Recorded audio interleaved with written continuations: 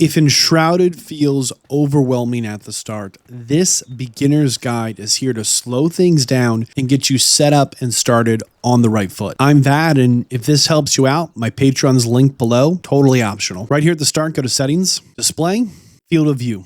I recommend making sure this is as wide as possible. On the Game tab, I like to set camera distance all the way back as well. And I like to set Screen Shake Strength to 0. We'll go ahead and select Play. There are two real options here. Private is if you're playing solo by yourself. Here in the middle, Host is if you're playing with a friend. I'm playing solo, so I'm going to start a private game. There are a number of difficulty settings available. We're going to go into detailed difficulty setting here at the bottom. If you're looking for more of a challenge, there's obviously a hard difficulty and a survival difficulty.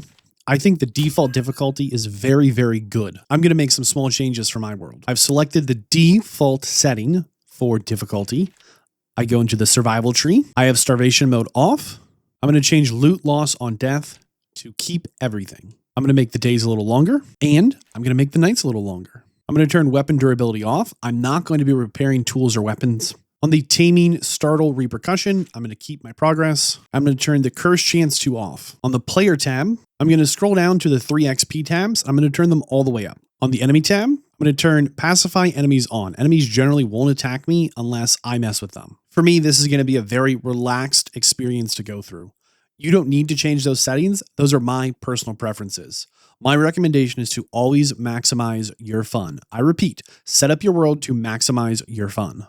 It's always the pods. We're always waking up in pods. I don't know why. It's just how things go. Step out of our pod and make our way to the door. A journey to our first flame. Talk to the flame and leave. At first, this can feel overwhelming to look at. Let's take it piece by piece. On the top left corner, the green bar is your health bar. Below that is the blue bar. Below that, you can see it says rested 2 minutes with a little triangle, a green triangle with an upward direction, and 3 little circles on the left. Those are our food buffs inside of those 3 circles. And the top middle is our compass. We're currently facing north. Now our camera is pointing to the east. Our current objective is that exclamation point, 157 meters ahead. In the top right is the current quest and the button prompt for the journal. And the bottom is our hotbar. Let's go ahead and open up the journal. It's the button in the top right. This default opens into our backpack the first time. You can see we have 2 action bars and nothing in our backpack. Let's go to the character screen, 1 tab over. The good news is we have pants. Let's go over to the status detail. See, it says rested, 50 seconds or so left. Let's click into the status detail. You can see when we're rested there in the top left, we have increased stamina maximum and increased regeneration. Let's go over to the crafting tab. You can see the only thing we know how to craft is a flame altar costing 5 stone. We'll come back to this later. Let's go over to the journal. This is where we find our quest. We have 1 current quest. Let's select it. They want us to build the 1 item we can build from our crafting tab. Let's close this for now and go over to the world. They've already marked a location they think is going to be good for us on the map. You can see here the red arrow is us. The exclamation point is the quest marker we currently have selected from our journal. And this flame icon here is where we just woke up, and it's actually a fast travel point. You can select this using the action button in fast travel. The last tab we haven't talked about is the skills tab. I think this one's kind of overwhelming. We'll come back to it later. Let's get out of here. Everything in Enshrouded is here for you to interact with, to explore, to engage with. This world is filled with secrets and peril. Anytime you see something glowing red, it's usually actually quite important. This one's very important. We're going to read it. It's a note. So this added a new lore page on the alchemical theories. It also gave us on the left some XP. Anytime you see an opportunity to interact with a red glowing thing, we should definitely try and do that. It's almost always to your benefit. We're going to go ahead and claim a spot for our base by reaching the plains. It's our currently active quest, which means it has that giant red glow around it, which is nice. When we start sprinting, you can see this little circle next to us. That's our stamina. This is a limited resource. We need to get through this cave. But before we do, let's open up this treasure chest. A torch and some bandages. What's on the table? Some bandages. Some more bandages. You can see in the hotbar we have the torch and the bandages. The bandages will heal us, and the torch will light our way and be our current weapon. We're going to make our way through the cave. Here's another torch. We don't really need a second one, but we have one. I will see you on the other side of the cave. I'll let you explore this at your own pace. As you made your way through the cave, you certainly unlocked new recipes and experienced some new things. In our crafting tab, you should at the very minimum have the flame altar, the workbench, and the construction hammer. Let's go to the flame altar and pin it. See there on the bottom right? We'll pin this. Now it's on our screen. We need 5 stone to build this. We're going to put our torch away, and on the top left, you see it says warm. We're still warm. We're next to this fire here. Let's walk a little ways down the road. We've lost the warmth. If we take our torch back out, it'll show we're warm again and rested. It also shows we're on a road. Go to your character screen, status details. You can see buffs on the road. Roads provide comfortable travel, reducing the stamina need for sprinting. Let's make our way down the road. As we go down the road, we're going to collect most everything we see. So there's some bushes over here we can harvest. We're going to get plant fiber in twigs, which unlocks the recipe for string. Anytime we see a resource we think we can interact with or something new, we want to make sure we try and engage with that in the world of Enshrouded, because this is how we unlock new recipes. You can see we picked up some berries, some plant fibers, some twigs. Looks like there's a mushroom here. And looks like there's some honey we could harvest. Let's loot what we can. We make our way down the road. More berries over here. You know what? That looks like a rock I can pick up too. Here's a rock. I can't promise that you're going to get the exact same resources and the exact same amounts, but I can tell you there's plenty of rocks and fiber and berries along this road.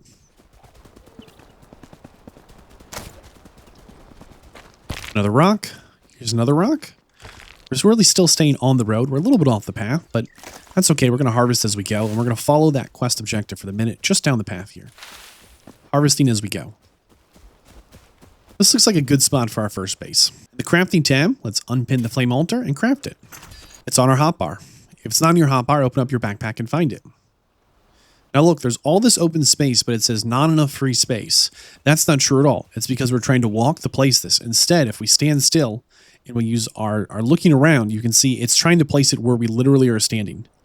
We'll just move it. Instead of moving ourselves to place it, we'll move our view to place it. This looks like a good spot. You can see in the bottom right, I can turn on and off snapping. I currently have it on, and that's okay. There's nothing to snap to it, but it's good to know it's there. Talk to the flame. The important thing to know is that there are other survivors, and we should find them to aid us on our journey. We got a new quest. We're going to back out of the altar for now. Open up your crafting menu. Let's go ahead and make the hammer. It'll also cost 1 stone. We want to make the workbench. Let's pin the workbench. We need 3 string and 8 wood logs. We want to get the axe. We also need string, and the pickaxe also needs string as well. Thankfully, in the crafting tab, we can actually make string from the plant fiber. Let's make a few pieces of string. That unlocks the grappling hook menu. This can be a little overwhelming, but we're going to take this slow. Let's go ahead and craft the pickaxe and the axe. Go over to our backpack tab. Let's organize this a little bit. For now, I'm going to put all my food into my backpack. I'm going to move my crafting hammer for what I'm building onto my second hotbar. I'm going to keep my harvesting tools here on my first top level hotbar. I think this will be okay for me for now. We still want to build this workbench. We need wood logs. But now we have an axe and a pickaxe. I think this tree is inside of our base. We can chop it down, but since it's inside of our flame altar radius, you can see we actually get a prompt to dismantle it. So we're going to dismantle it instead of taking the time to chop it down.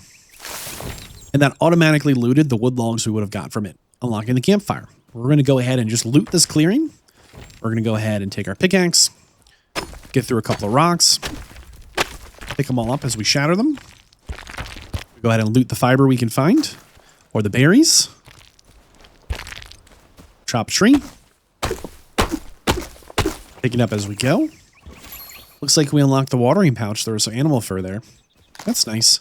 We're just going to keep looting the clearing for the minute. You can see as we go, we're picking up new unique items like that resin. We unlocked a recipe for a firebolt. Like I said earlier, it's going to be very important to be engaging with the world around us and collecting what we can, because we're going to continue to unlock new recipes that are going to change our forward progression. Remember, to make string, open up your crafting menu, go down to utility supplies, and it'll cost plant fiber. We have enough to build our first workbench. Let's go ahead and build that. We're going to go ahead and rotate it. You can see there on the right, we can rotate this easily around. We'll just place it here for now. That's good. Let's interact with the workbench. This is where you can repair your tools if you have your durability turned on. I have mine turned off as I'm not going to be repairing my tools or my weapons, but this is the spot you would do that. Let's focus on getting a couple of rough stone blocks. We'll craft as many as we can for now. Then I'm going to pick up this workbench. I'm going to go into my second hotbar. So you can see there on the bottom left, for me, it's right bumper and then right stick clicked in, and then I'll switch to my second hotbar. Remember, in the backpack tab, I set up my construction hammer on my second hotbar here. I'm going to move my workbench down and throw my stone blocks into my backpack proper. So on my second hotbar, I'm going to open up my construction hammer. At first, this will be a little overwhelming. It's going to make a lot of sense in about 60 seconds. We're going to start off by entering build mode. For me, it's left trigger. You can only build if you have materials. You can see on the right side of the screen, we have rough stone blocks. We made those at our workbench. We're going to go ahead and open up more shapes. From the more shapes tab, we want to make sure we're in the 4M here, this middle tab. And we're not trying to make these walls. We're coming over to this foundation block. It's the first one here on the left for me. You can actually see it tells me right away it's going to cost 256 of my 3,700 stone. We're going to make a very small square centered around our flame here.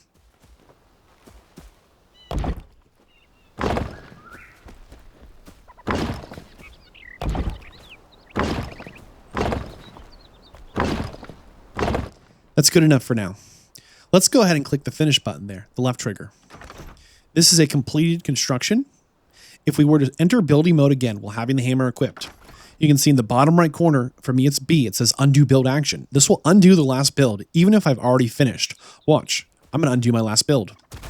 And the one before that, and the one before that. You can see I get all my resources back, but I'll have to redo it. Even if I put the hammer away and finish construction, put it away again. I finished building. I'm not holding it. I can go right back into it and still undo those last buildings. It'll automatically give me my resources back and undo whatever I built last. In build mode, the next thing we want to build is going to be these little pillars. It's a column right here. It's just a little column. They're in the 2M here, just one down from the top.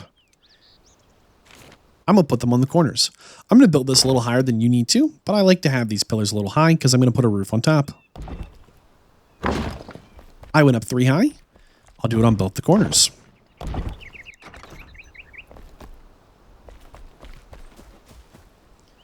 But right now, it just looks like this. Nothing complicated here. This is a pretty quick build, and there's plenty of supplies in just the nearby area to build this to completion. Enter build mode. I will start with these 2M roof pieces, and I'll start with the outer roof corner here. That looks good. There's one.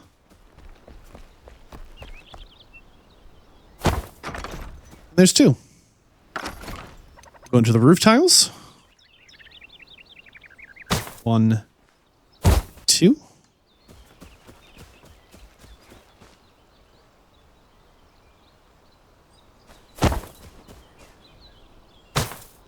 One, 2. 2 of these. 2 of these. We'll go to more shapes. We'll go back to the roof corner. Fix the corner here. Fix the corner here. We still need to get the centerpiece. So I'll build a little ramp to get up there using the roof tiles. Enter build mode. More shapes. Go to a flat roof here. Put the cap on top. Okay, the roof is done. I'm going to enter build mode, and instead of undoing action, I'm actually going to select remove here and remove. You can see here we're considered warm as we're next to the fire here, but we're not actually in shelter yet. We have a roof, we have a foundation, we have the flame, we have our workbench. We just need to put up some walls. We're going to enter build mode. For me, I'm going to just use the door frames. I think these will be fine.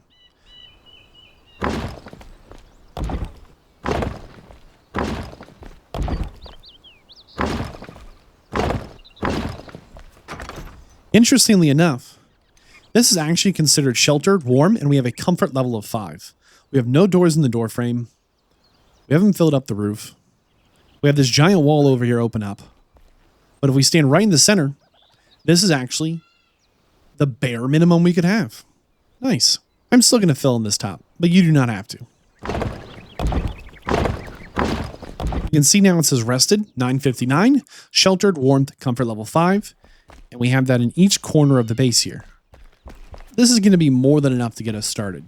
This is a great start. At our workbench, we want to go ahead and craft the fireplace. We're going to place that down. Notice in our base, it shows we have a comfort level of 5.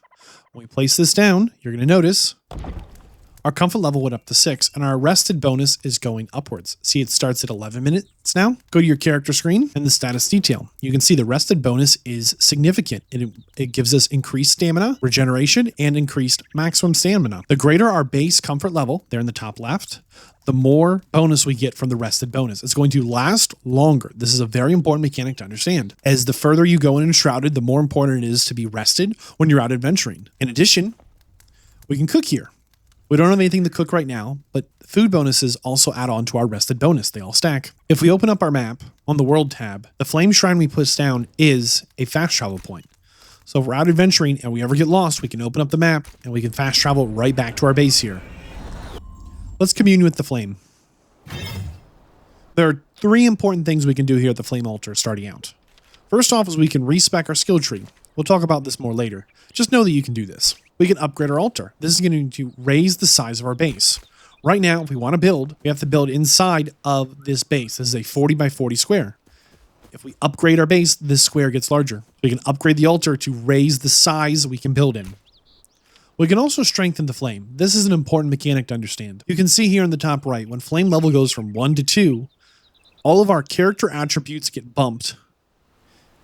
In addition, we can build more flame altars, and our time in the shroud increases as well. Let's go to our workbench. Let's try and get a crude mattress. We're going to pin this. It requires string, plant fiber, and torn cloth. We know how to get everything except the torn cloth. Just along the road here across from our base, there's a little outpost. I want to encourage you to spend some time exploring this. If you get lost, remember, you can always open your world map, select your home base, fast travel back to the altar. While you're in here, there's a few things to focus on. See what you can interact with. I've got my axe out. I just found torn cloth and string. I found some wooden logs.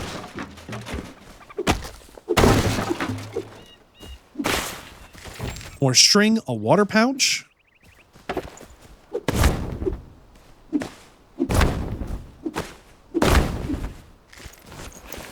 Animal furs, torn cloth, string. Looks like there's some archery over here. Let's pick the arrows up. Let's drink from the well. Our maximum stamina has been increased. We can actually refill the water pouch we found here as well. You go to your character screen in the status detail. You can see on the right, we've used a liquid. We have a bonus to stamina and stamina regeneration. On the top left of your screen, you can see that water icon. It's going to be important when you're out adventuring to have the rested bonus, as well as food bonuses and drinking bonuses. Go ahead and explore this at your own pace. You're done. I'll meet you back at base. You definitely should have found everything you needed for the crude mattress. Let's go ahead and build that. We'll go to the crafting table, craft the crude mattress. This, of course, unlocks something new, the crude wooden bed, requiring the animal furs we already found, the string we know how to make, the wood logs we know how to harvest, and a crude mattress. Let's make this. You can see our comfort level is currently 6. We're going to place the bed. Our comfort level goes up to 8. The bed does a couple of really good things. If you're playing solo and it's the night, it'll speed up the nighttime. And if we get in the bed, watch our health bar. It increases our stamina regeneration, our rested bonus. It refills our health, a healthy nap. We go to the character screen. You can see we're well rested. We have our water buff. All is well. Let's build one more bed. Second bed crafted. That'll come in handy soon. Good job, us. We'll go to our crafting table. It's time to try and make the grappling hook. Let's pin that. We're going to need some shroud spores, metal scraps, and string. We're going to go into the shroud again. This will be our first time doing it together. There was some shroud in the cave. There's a couple of mechanics here in the shroud we want to know about. I'm going to break down this little hut on the way. I know it has some metal scraps in that barrel. You're in the shroud. In the middle of the screen, you're going to see, it's going to say Enshrouded, and then the timer starts. You have a time limit when you're in the shroud. Let's say something bad happens and you want to get away. You think you can open up your world map and fast travel. Notice, fast travel is not possible while in the shroud. This means you have to kind of plan your visits in the shroud out.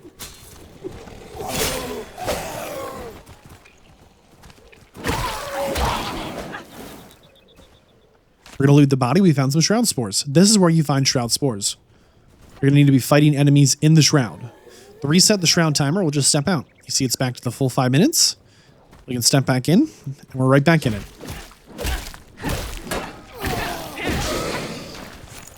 The Shroud can be a little intimidating at first, but over time you're going to get used to going into it and out of it. This is a good starting zone. There's also traps. You can see we're having an increased debuff here. We're in the Deadly Shroud. We lost 30 seconds there. Some parts in the Shroud are more dangerous than others.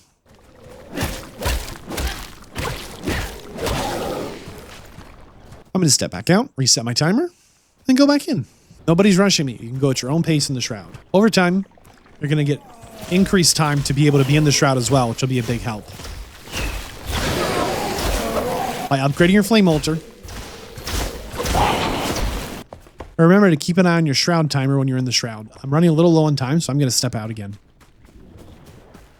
Before we leave the Shroud, though, we're going to go back in with our pickaxe and see if we can harvest this. This is something new. We got some active mycelium. That's kind of cool. Maybe there's something we can make with that. You want to keep doing that. When you see something you don't recognize or it's new, you want to try and interact with it, see if you can do something with it. Oftentimes, you harvest it and unlock new recipes. We don't have enough Shroud spores for the grappling hook. We're going to have to find some more Shroud. Those enemies will reset eventually. But if we go back into the town we were exploring, there's another patch of Shroud here we can explore. We got a little unlucky. We're still short a few Shroud spores. I think there's a third patch in this vicinity we could try and harvest some Shroud spores in. Hey, we got the Shroud spores finally. On our crafting table, we're going to make the grappling hook. The next thing we're going to chase is the glider. Again, we're going to need Shroud spores and Shroud wood. This is a little trickier. We're going to pin that. Your backpack might be getting full. Let's make one singular tiny chest. I'm going to place it here for now. When we open up the chest, you can see we can actually use right on the bottom right there, the prompt, right trigger over. Just move everything into it. It's not a perfect system, but this will work for now. Open up your character menu. Go over to the grappling hook tab. Put the grappling hook on it. You can now use the grappling hook. Let's work on getting the glider. You can see here the glider needs animal fur, string, Shroud spores, and Shroud wood because we pinned it. But we had some of that stuff. Once we put it into this chest, it's no longer something we can actively craft with, which means we'll need to move the animal fur back into our inventory, our active pack, along with anything else we're actively trying to craft. There might be times where you go to craft something and you have the materials, but because they're not in your active pack, they don't show up in your crafting list, and they're actually stuck in one of your storages. That's a problem we'll try and solve a little later. Let's talk a little bit about the skill tree. When you first open it up from the menus, you can see around the edge of the screen, there's these color-coded names. So in the kind of the bottom middle to the right is Battle Mage, Healer, and Wizard. In this direction, it's colored blue. The bottom left, we have Tank, Warrior, Barbarian, Athlete. They're colored red. And kind of in the top middle, we have the green skills, Assassin, Ranger, Survivor, and Beastmaster, up in this direction. Over time, you're going to have a lot of skill points, and you might multi-skill into a few things. Don't forget, at your Flame Altar, you can reskill. This lets you change your skill points or completely respec all the ones you spent. It's not too expensive and good to know you can do. I think the best thing to do is to pick up whatever weapon you like and try it out. If you find out that you start to like the bows, maybe start to build into the Ranger tree for the bow and arrows. If you discover you really start to like a two-handed weapon or maybe a sword and shield, maybe go in the tank route or the warrior or the barbarian. If you're really enjoying magic, battle mage, healer, wizard, trickster, pick up weapons and try them out. Over time, you might completely change your build, where at the beginning you might play like a warrior in a tank, and later on you might switch to an assassin, or maybe you start as a ranger and you like the bow and arrow, and then you switch to a mage. You've got options, and again, you can respec. Enshrouded is still in early access. I think of all the things in game, the skill tree is the most likely to get reworked and is the least fleshed out of everything. I think there's some general rules of thumb here that regardless which path you end up going, you probably want to get. You can see just up here on the left is the double jump skill. I really like having this. Do you have to have this? I don't think so. Is it nice to have? I think it's really nice to have. So if I knew I was trying to get the double jump, I'd spend my first points here in endurance and then runner and then double jump. Another really handy skill, I think, is called updraft. It's over on this side of the tree. This is when we're using our glider, which we're going to unlock in just a minute here. It lets you just get a little bit of a boost if you're just going to miss your landing. So if we were trying to get the updraft skill, we'd work our way up the tree, maybe spirit or dexterity, into airborne, into the glider. I think a third kind of all-around skill that's really nice to have is down here in the mage tree. It's a little further in. It's called Water Aura. It gives you a small passive healing boost. It's not a lot, just 1 health per 2 points of intelligence. And it's a little bit of a commitment point-wise, but it's nice to have as well. I think there's lots of utility skills like that whatever you specialize in, you're still going to want to pick up. When you're spending your skill points, I recommend just taking a second and looking around the tree at some of these bigger nodes and saying to yourself, You know, it really would be nice to be able to glide a little further. Or, you know, I'm using the bow a lot, and I'd like to be able to increase my zoom. That kind of dictates how I spend my points. Early on, we just have these 2 points, and spending them in lumberjacking right in the middle, and masonry right in the middle, are not a bad choice. They're just going to increase your ability to harvest resources, which is an important thing to do. They're your points, spend them how you want them. Remember, you can respect them, and most likely, you're going to find an item you like, and you'll kind of build around that, and later on find a different item, and then change your build towards that, and that's going to be okay. Right now, it's night, and it's pretty dark out. Let's go ahead and use our bed to make it day. So in a solo world, you can sleep in your bed. You can now see in the top left it shows night speed 60x, and we can look out the window, and we'll see the sun come up in just a moment. I don't think you can do this in a multiplayer world. That's okay. We're going to try and get on the road, and we are going to go ahead and find some Shroud wood, and we still need 2 more Shroud spores. We already know where to get Shroud spores, but Shroud wood is a different one. Shroud wood is something we're going to find in the Shroud chopping a tree. In my head, this road leads us out of the tutorial zone. This is kind of going to be towards the end of things. I think there's 3 main paths we could take here. Path number 1 is straight across this bridge, as we do have the grappling hook, and we go towards the climb that tower. Path number 2 is around to the left, and path number 3 is going to be to the right. We're going to go down the road to the right here. We'll stay on the road for the speed boost, and we're looking to get a bit of Shroud wood. We're enshrouded, so remember the timer started. Got my axe out, and if we see any trees in here, these trees should have Shroud wood. Let's give this one a try. They drop for us. Shroud wood, there it is. Notice we unlocked a new resource, and we unlocked something new we could build with it. Shroud wood blocks, that's fun. New recipe for a spiritual cane. That's going to continue to happen as you journey on. We also still need to find some Shroud spores. We'll get on our weapon and see if we can get a little lucky killing something for some Shroud spores. There's quite a few enemies in here, and notice there's that red glowing object. I've talked before about the importance of always interacting with red glowing objects. Notice our timer is at 4 minutes. Look at this lantern here. This is an hourglass capsule. This is going to reset our time in the Shroud from 4 minutes back to the full 5 minutes. We're going to get some Shroud spores and head out of here. We got our Shroud spores, we're out of here. We'll run back up the path we came in on.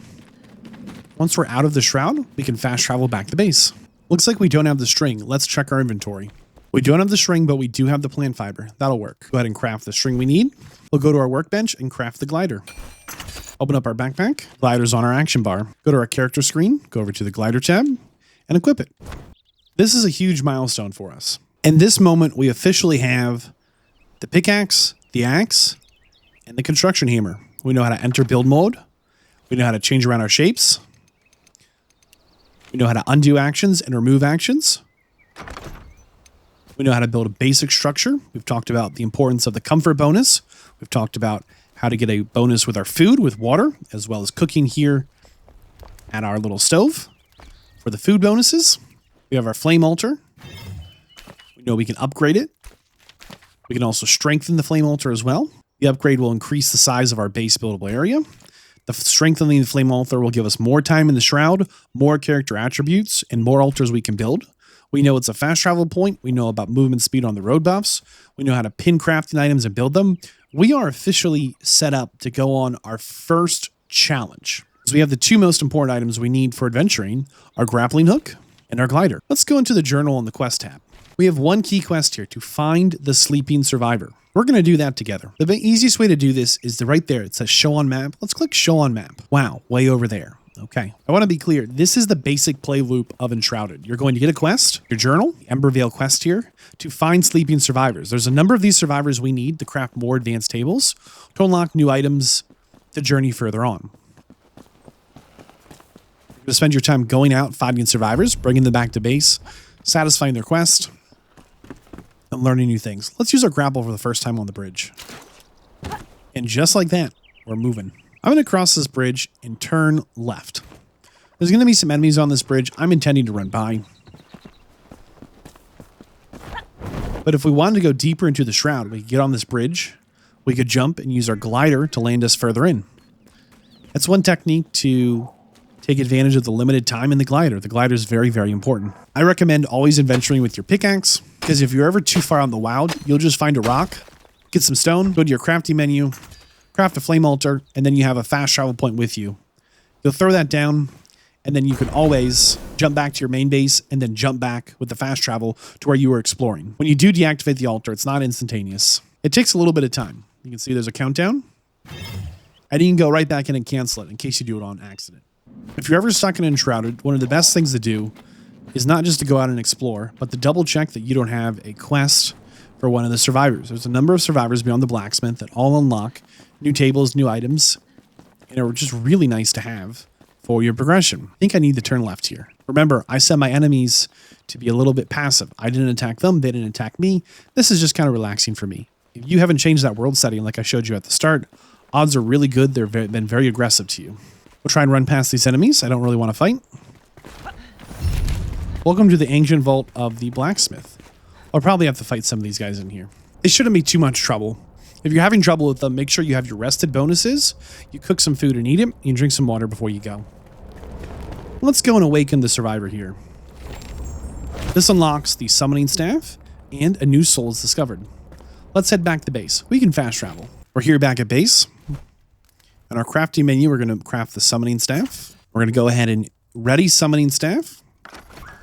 Look at our survivors. You can see there's craftspeople, assistants, and villagers. We're going to start with the only one we have left. It's Oswald. You can see a little ghost image of Oswald. Oi! Next, I'm going to talk to Oswald. Notice on the left here, we can change how far he can roam. We can let him free range a full 50 meters, which is larger than the size of the base, or 0, which is going to keep him right here. He'll always be here when we want to talk to him. You want to make sure you talk to your base NPCs whenever you can, as they have these exclamation points, which are going to unlock more quests for us to follow. New items to craft. You can see here the blacksmith is essentially a crafting table. Where, just like this table here is our crafting table, he has his own unique things that he can build. For example, lockpicks if we find a lock chest or door. He also has new production buildings. These are going to unlock new structures for us to build. We can get an improved pickaxe and an improved axe, which are better than our base gear. Better weapons, our first armor set. You can see how the blacksmith opens up a whole new world of opportunities and gear to find. Since we have the blacksmith, we have a new storage container. We started with the tiny container. You can build a small chest, which require nails. Nails we can get from the blacksmith, which requires metal scraps. Then you can craft the magic chest. Now, you see here the magic chest requires one small chest, shroud spores, which you know how to get, and the active mycelium. It's mined in the Springland shrouds. Remember, we mined some of this earlier. This magic chest can be pulled from when you're building. This means if I go to build something and I don't have the materials listed there because it's in a storage chest, that's no longer a problem, because the magic chest will let you pull directly from them for all your crafting needs. Don't forget, you want to make sure you're strengthening your flame. It's not only a direct buff to your character, but it also increases the time you can spend in the shroud and the number of flame altars. It also looks like our flame altar wants to talk. The flame is for the second time now advising us to seek out more survivors. Thanks, Flame Altar. If you're ever stuck in Enshrouded and not sure where to go next, open up your journal and make sure that you don't have any quest for more survivors. There's actually a strong number of these survivors, these craftspeople, assistants, villagers. They're going to make a big difference in what they unlock as far as buildings and base. I have 4 big suggestions for what to do next. I'd highly recommend taking the time to craft the new production buildings. Make the charcoal kiln. It'll make charcoal, which will let you build the forge. That's going to unlock better gear for you to fight with and to survive with. I would definitely consider crafting the fur armor set. This is a huge bump up from not wearing armor at all. These weapons might not be better than what you found out in the wild, but this armor is most certainly probably better than anything you found this early on. That's path 1. Continue to kind of craft and build some things. Path number 2 is to go and explore. You see that giant tower above us?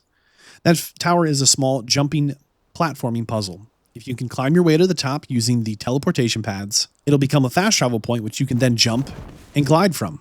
It'll really open up the map. There's a lot of those towers around. That's kind of path number 2, to continue to just explore the world around you. You can see in the top right, we have a quest. It says clear the elixir well. In our journal, we can see the quest tab. Clearing the elixir well is going to have a lot of really important unlocks for us. It's going to be pretty tough to do. Let's look at where it is on the map. We can use the show on map tab for this. Wow, it's right by where we cut those trees.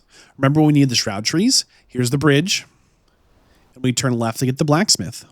We can go straight up the hill and get to the big tower.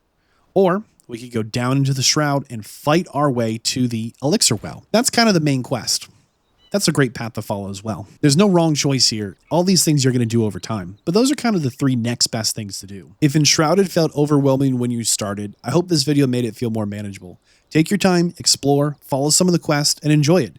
If this guide helped you out, the Patreon's linked below. Thanks for watching. I'm Vadd. I'll see you in the next one.